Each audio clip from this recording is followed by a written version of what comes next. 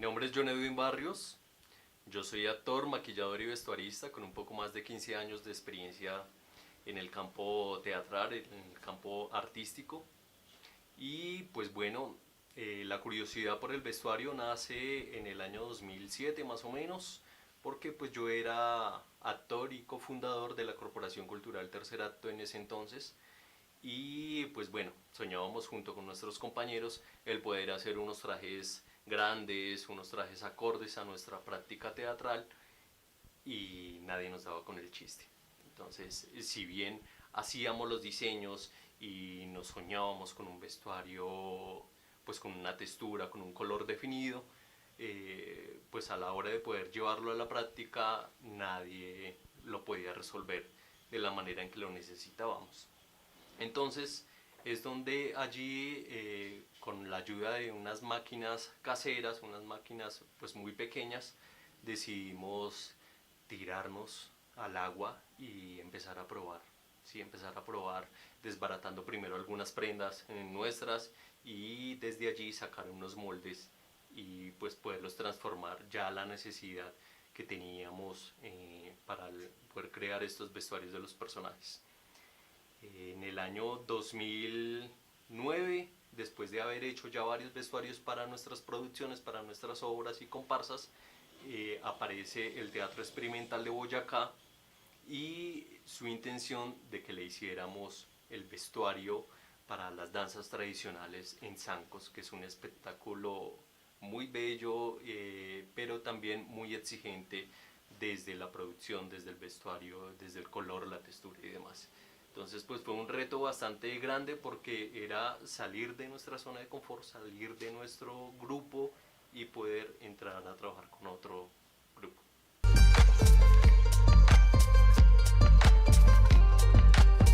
Hablar de la historia del vestuario pues a veces resulta un poco complejo, porque se liga mucho a lo que es la historia del traje. Entonces resulta difícil datarlo con datos, pues, o relacionarlo con unos datos precisos en la historia, pero sí podemos dar cuenta de algunos referentes, que inicialmente, pues la mayoría, digamos, de archivos parten de Europa, ¿sí? Con todo el tema de la ópera, con todo el tema del ballet, en Rusia, que inicia esta gran ola de lo que es el ballet, y pues obviamente la inclusión del vestuario en estos espectáculos, pues resulta bastante importante, y luego se traslada un poco ya más hacia el teatro, pues clásico también, y todas estas propuestas, con esos trajes grandísimos que usaban unas crinolinas, que usaban los ahuecadores, que usaban todo este andamiaje grandísimo y grotesco para poder ser exagerado ya en la escena teatral.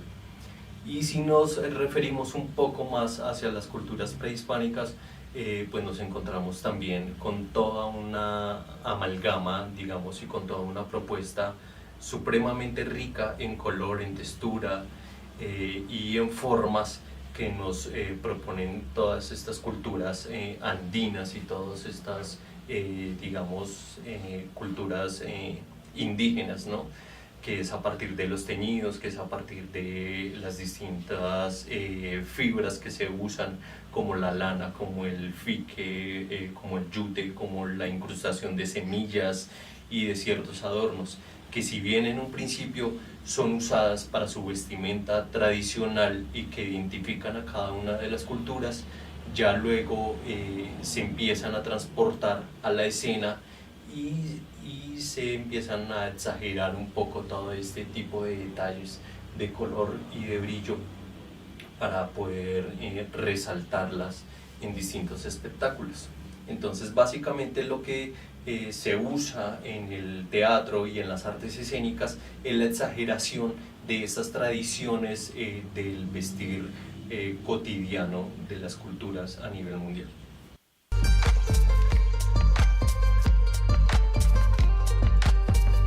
Dentro del campo de la producción de vestuario para las artes escénicas, en Colombia particularmente, somos muy pocas personas las que nos dedicamos a esta labor. Primero porque no hay, hasta hace pocos años, digamos, no había como una formación específica en el campo de la producción de vestuario para las artes escénicas. Entonces se acudía a todas las personas que hacen diseño de modas, a todas las personas que cosen en los barrios, en las localidades y demás, y a esas máquinas caseras que tenemos a veces en las casas. Entonces, pues bueno, surgen después de todo esto pues distintas formas de poder abordar lo que es el vestuario en la escena. En mi caso en particular, pues he determinado como algunos pasos básicos para poder llegar a la producción de un vestuario. En primer lugar, pues es conocer la obra que se va a intervenir. ¿Y cómo se conoce? Pues con un encuentro con el director general, que casi siempre es el mismo director de arte, que es el mismo maquillador, el mismo luminotécnico y a veces también es el mismo actor. Entonces es la persona que tiene en su cabeza como la idea general de toda la obra y es la persona que ayuda a aterrizar todos esos detalles básicos de color, de forma, de textura y todo lo que se sueña tener en su obra ya puesta en la escena. Entonces ese encuentro primario es sumamente importante para poder recoger todas las ideas que tiene el director o directora y luego pasamos un poco hacia la dramaturgia de la obra, ¿sí? ¿Qué es lo que quiere contar esa dramaturgia? ¿En qué época se ubica? ¿Y en qué época se quiere escenificar? Para también darle una relación un poco con la historia del traje, un poco con la historia del vestuario y que no quede un poco desligado o que no quede un poco como raro a la hora de que el espectador quiera poder ligar una historia. Ya luego también es importante poder tener un encuentro con el equipo creador, con todos los actores y actrices y seguir recogiendo como todo ese tipo de material. En la mayoría de los casos estos grupos y estos directores no tienen un boceto como tal del cual poder partir, entonces usamos varios referentes visuales como fotografías,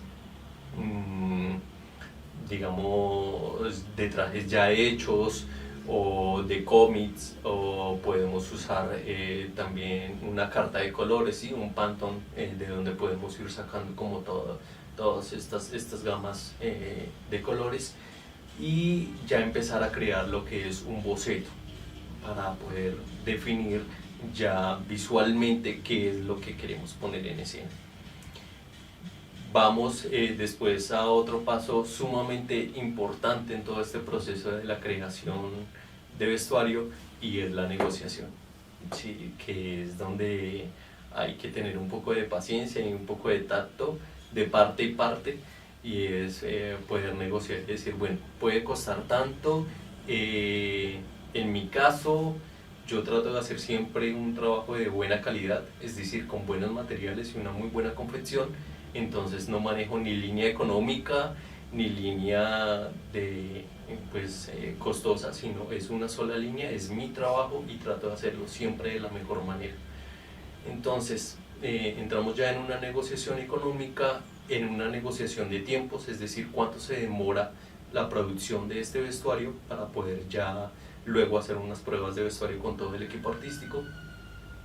Y viene ya después de esta negociación el conseguir los materiales. Entonces siempre trato de echar mano no solamente de la materia prima principal de las telas que se usa normalmente para el vestir cotidiano, sino que también me voy hacia la zona industrial, entonces busco materiales para marroquinería, busco materiales que se usan también para muebles y demás, es decir, materiales no convencionales o materiales que se usarían únicamente en el vestir cotidiano, sino este otro tipo de materiales que le pueden dar textura y le pueden dar un volumen requerido a esos vestuarios. También usan pues como muchas semillas y muchos adornos muchos tintes, porque no siempre encontramos el color exacto en el material que queremos, entonces hay que entrar a teñir la tela o a pintarla con óleos o acrílicos y demás. Entonces esa consecución de materiales también es un trabajo bastante importante. Y ya aquí en el taller lo que hacemos es todo el tema de patronaje. Entonces empezar a cortar con base en las medidas del elenco, de los actores y actrices, que en muchos casos no se hace a un talle preciso.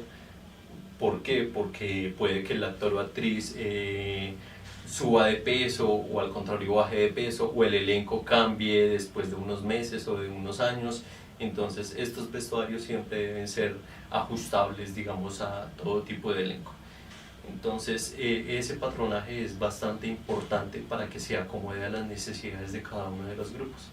Y ya luego aquí directamente en el taller de máquinas, junto con mi mamá, que es mi mano derecha y es una dura en el manejo de estas máquinas, pues entramos ya a unir todas esas piezas y a darle ya forma a ese rompecabezas que a veces digamos nos saca dolores de cabeza, porque armar piecita por piecita. Y por ejemplo mi mamá dice, no entiendo cómo se arma esto, cuál es el revés, cuál es el derecho, no sé ni para dónde vamos, pero ya cuando se le empieza a dar todo el detalle final, obviamente ya logra pues tomar vida esa pieza, ese vestuario, y ya pues al final lo que hacemos es planchar, tema de quitar hebras, de poner botones, todo el tema del trabajo a mano, cosas que no se pueden hacer en máquina, y ya viene el trabajo de poder hacer las pruebas ya sobre el actor, actriz, y que sea cómodo para la escena y corresponda, digamos, a todos esos acuerdos iniciales que hicimos con las charlas con el director y todo este equipo técnico. Si hay que hacer ajustes, pues obviamente se hacen, porque lo primordial es que el vestuario que se va a usar en escena sea cómodo y sea también acorde a la propuesta artística que se está planteando.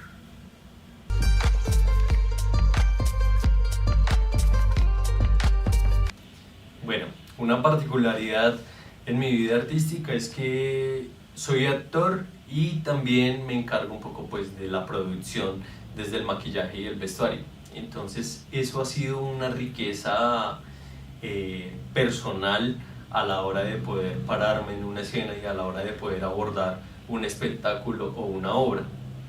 Todo este desarrollo del vestuario y del maquillaje ha sido en primer lugar pues de manera empírica, ¿sí? Entonces en todos sus inicios fue a partir de la prueba y el error, ¿no? Entonces de poder ir probando, de ver qué formas se iban dando, y pues bueno, ya obviamente hubo la necesidad de poder investigar, de poder indagar, de poder estudiar un poquito más allá todo el tema del patronaje, todo el tema del diseño, todo el tema de la teoría del color, y es así como se ha venido consolidando todo este tema de lo que es el diseño de vestuario y de maquillaje para las artes escénicas.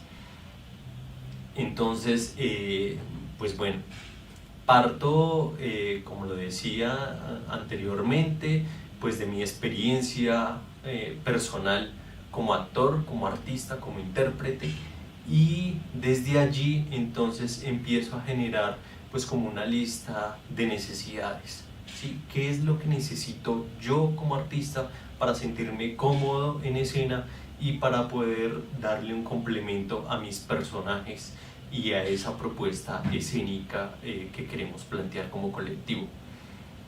¿Cómo se hace? Pues entonces todas esas necesidades que inicialmente son muchas, pues empiezan a aterrizar con todo este tema del diseño, ¿sí? Porque a veces es importante poder ver, porque la palabra no es suficiente, ¿sí? A veces desde la palabra podemos decir muchas y muchas y muchas cosas, pero si lo aterrizamos con unos bocetos, con unos figurines, pues es más fácil poder, digamos, compartir esa serie de ideas. Yo lo hago de manera análoga, es decir, a pulso, a puño y letra, a mano alzada. No soy muy amigo de las herramientas tecnológicas, entonces de poder crear a partir de programas de diseño y demás. No, creo que no me he entendido muy bien con estas herramientas. Me entiendo mejor con el lápiz, con el color, con el pincel, con la pintura, con el maquillaje, con el pomo y demás. Entonces, desde allí creo que se le va generando también a ese boceto esa, digamos, como esa sensación y ese carácter a cada uno de los personajes que se empiezan a construir. Entonces, pues bueno, me gusta mucho lo que hago desde el color, desde el maquillaje y la forma, porque creo que todo es un complemento, ¿sí? A veces los actores y actrices o intérpretes se desligan mucho de lo que es la escenotecnia, hablando del maquillaje y el vestuario, porque dicen, no, yo me dedico únicamente a actuar o a interpretar X o Y personaje, pero no tengo nada que ver con la luz, no tengo nada que ver con el sonido, no tengo que ver nada con el maquillaje ni con el vestuario, porque para eso hay otras personas. En mi caso personal, a mí me gusta empaparme un poquito de todo, ¿sí? Me gusta estar metido en el camerino con todo el tema del maquillaje, me gusta estar metido en el taller con todo el tema del vestuario, me gusta también dar ideas sobre la iluminación, que si bien no sé mucho de la iluminación, creo que obviamente debo conocer un poco de esto, porque es mi vestuario, es mi maquillaje y son mis personajes los que van a estar bajo ese foco. Entonces obviamente debo tener algo de conocimiento sobre la luz y sobre el color, sobre el tratamiento de las telas bajo una luz LED, bajo una luz análoga, que siempre va a ser distinto, porque yo puedo hacer un vestuario rojo espectacular, pero si sale a la escena y me lo iluminan mal, pues el espectador lo que va a ver es un traje negro, o quizá ve un traje verde, pero no el rojo que yo tanto trabajé en el taller y trabajé desde el color en el laboratorio.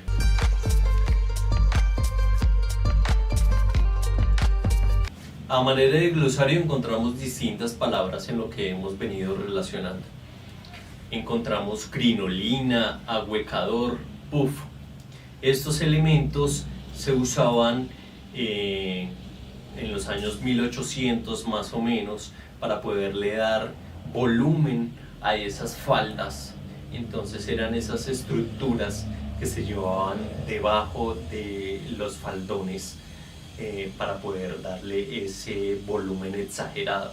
Entonces estaba el ahuecador, que lo llamaban de alguna manera, estaba la crinolina, estaba el panier, que el panier era esta estructura que se usaba bajo la falda, que lograba volumen sobre todo hacia los lados y hacia los laterales del cuerpo, era como ampliar esas caderas, pero no daba volumen adelante y atrás, a diferencia del puff, que era un artefacto que era como una especie de cojín, que muchas veces ese puff era un cojín cuadrado o era tipo croissant, que se usaba bajo la falda para poder darle levante a la falda en la parte trasera.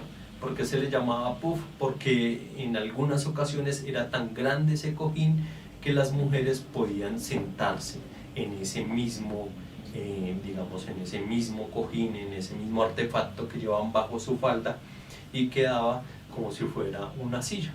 Entonces de ahí sale también ese término del puff, que es la silla pequeña que usan con el tocador o con el peinador en algunos cuartos. También encontramos dentro de esos términos la toile.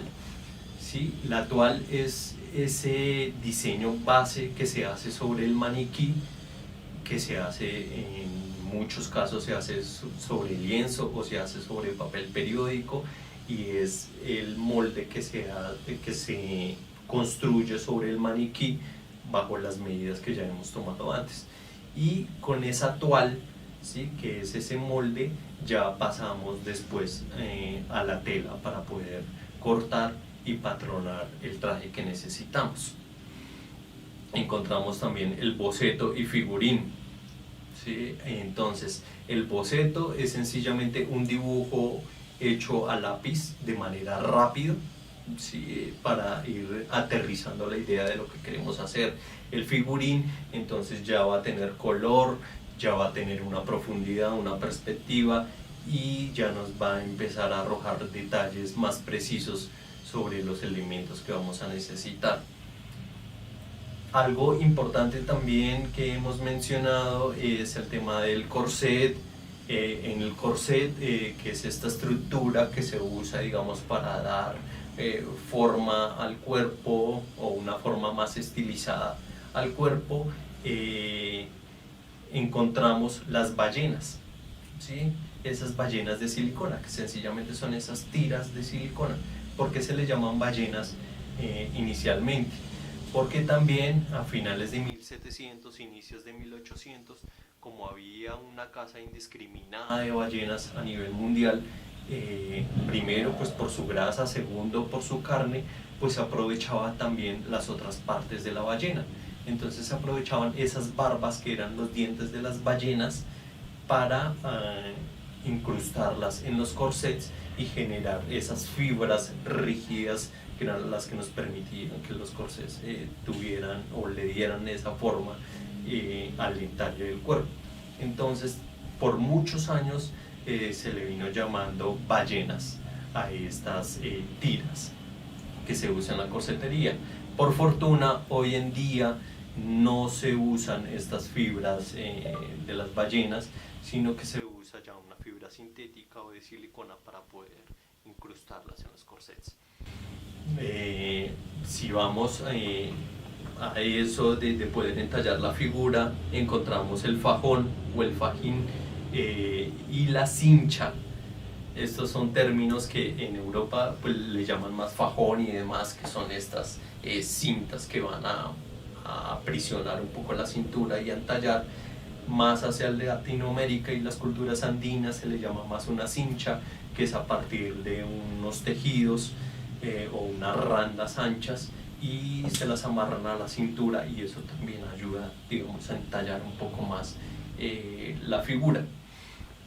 El patronar, ¿sí? El patronar es sencillamente tomar las medidas del actor, del modelo, de la actriz, y pasarlas a ese molde que queremos, digamos, plasmar en la tela para poder armar la prenda que vamos a llevar.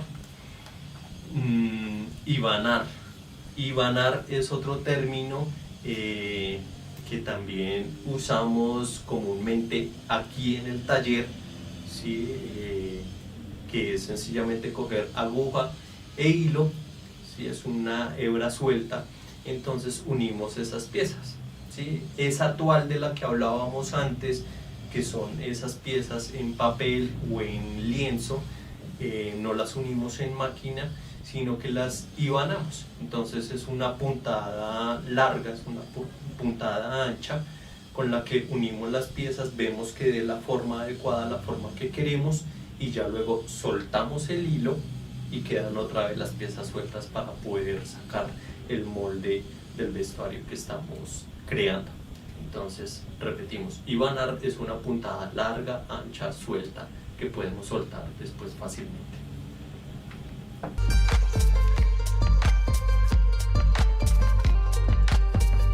Como ejercicio pedagógico, creo que es sumamente importante recurrir a la creatividad en las aulas.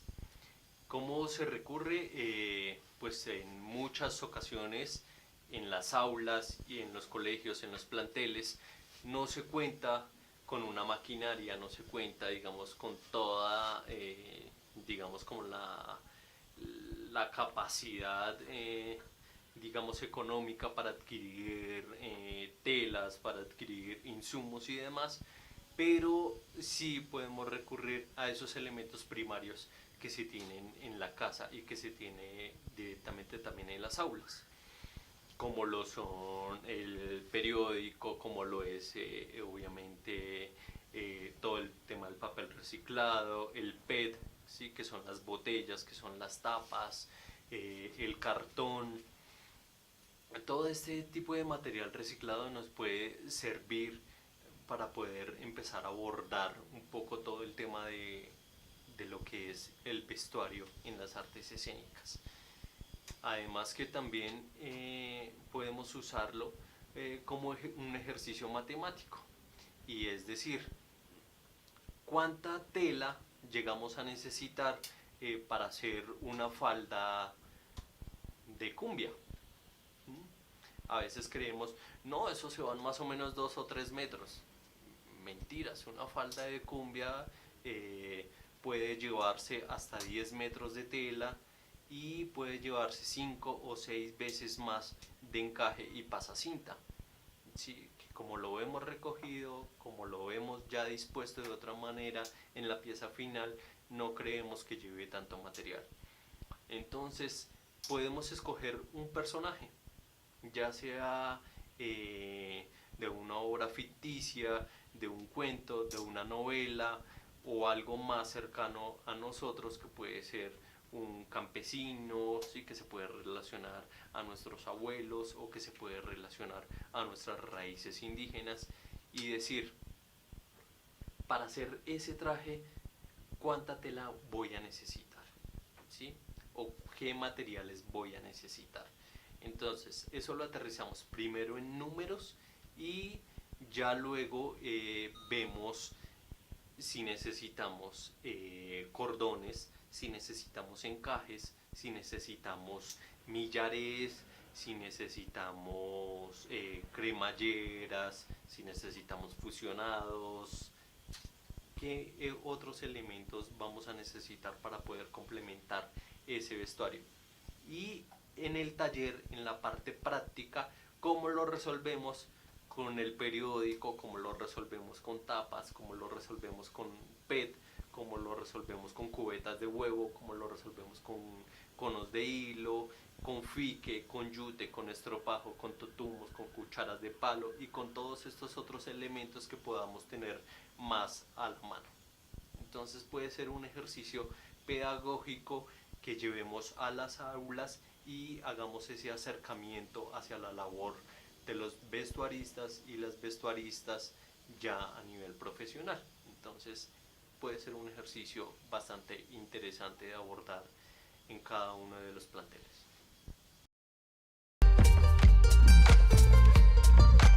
Ya una vez hemos pasado por el taller, hemos pasado por toda la parte de las máquinas, nos encontramos con un traje ya resuelto, ¿sí? Con un traje ya terminado, ya con su decorado, con su millares, sus botones, sus cremalleras y ajustes realizados, ya para ser probado directamente sobre los actores o actrices. Este es un proceso bastante bonito, porque es cuando uno le empieza a encontrar cariño a la prenda que primero se idealizó, primero dibujó y luego luego de ese rompecabezas ya uno dice, ah carajo, ya íbamos hacia esto. Entonces en particular aquí vemos pues unos trajes que corresponden a una obra que estamos próximos a estrenar, que corresponde ya más a un corte europeo, si lo podemos llamar así, porque pues es la casa de Bernarda Alba, de Lorca, entonces es otra estética, es otra visión desde la dirección, pero también aquí se ha producido varios trajes que corresponden, digamos, más a nuestras culturas andinas, y que es algo que a mí me encanta trabajar en particular, y es todo el tema de los tejidos, todo el tema de poder tinturar la tela, de poder trabajar con lana, con yute, con todos esos elementos que son más nuestros y más propios a nuestra cultura. Particularmente hace algunos años hicimos la producción de una obra que se llama Sapi, que en lengua quechua quiere decir raíz, y es una obra del colectivo teatral Luz de Luna, una obra para espacios no convencionales, es decir, de teatro calle, y esa hace alusión a las mujeres de toda la región andina de Sudamérica. Entonces allí nos encontramos con algo bastante, pues digamos, curioso, porque era cómo poner todos esos trajes y toda esta amalgama de culturas, porque nos encontramos con distintas tendencias a lo largo de la cordillera de los Andes, cómo poder poner todas estas experiencias en una obra de teatro. Y obviamente que fuera rentable para el grupo, porque nos encontrábamos con estos tejidos que no es fácil de conseguir. No es que yo voy a una tienda de telas y digo necesito 30 metros de tejido inca, porque no se vende así. Los telares se venden por piezas, es decir, el artesano o artesana sencillamente empieza a armar este hilar en este tejido, y puede salir una pieza de 1 metro, una pieza de 1,50, de 1,80, y puede costar más o menos 150.000, 200.000 pesos este pedazo de tela, ¿sí? este telar. Entonces, primero era difícil poder calcular cuánto necesitábamos para el vestuario y qué presupuesto íbamos a requerir para poder hacer esa producción. Entonces tocó echar mano de esos tejidos originales, pero también de unos elementos similares, y hacer como digamos una amalgama de esas dos experiencias, de esos dos tipos de materiales, para poder producir esta producción. No queríamos copiar tácitamente un traje típico, un traje tradicional, pero sí conservar la esencia de lo andino, de lo artesanal en cada uno de esos vestuarios. Entonces encontramos muchos colores, muchas texturas, muchas formas, y un trabajo también artesanal, porque en la mayoría su mayoría fue construido manualmente, es decir, todo tocó con aguja e hilo, ideal, e ir haciéndolo prácticamente a mano para que tuviese esa esencia de lo artesanal, de lo típico, que pues se asemeja más a nuestra cultura andina.